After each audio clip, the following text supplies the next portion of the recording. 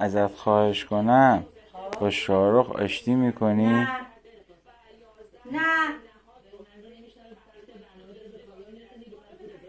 چیکار کردی؟ یکی حسن و یکی حشمت. چیکار کردی شاهرخ؟ ها؟ مامانی در کردی؟ چرا؟ تو قرد کردی؟ میگه برای قرد ما انقدر این قصه خورده آمنه بود درست میشد؟ مسونا بود حسن همه رو با چیز میکرد آره همه که التماس کن ما بودم بخود حشمت بود در غرسم چرا بونه ایرد ما شاهرخ غیر نباشه این در الان چرا بکشه بودم بی شیطانیشون تری یاده ما اصلا اوشی نکنم اینه همه را ایشون شب مردم خانه هستنه این شب شونه سرار نیانه یه شب دو شب نیان ده شب نیان حشمت مرسون با اندر خواهش همون ناندی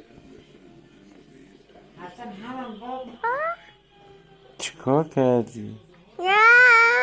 الان شرمندگی تو چه فایده داره؟ مامانی نگاه کن. پردش ها نگردیم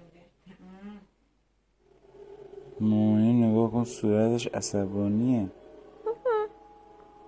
چیکار کنم؟ مامان زهرا ازت خواهش کنم با شاهرخ آشتی میکنی؟ نه شاهرخ بیادبه شاهرخ 10 دقیقه دیگه یادش میره 10 دقیقه چیه 5 دقیقه دیگه یادش میره برو مامان جون بوس کن برو مامای بوس کن برو مامای بوس کن برو مامای بوس کن بگو دیگه اشتباه نمی کنم برو بوس کن برو قشنگ برو بوس کن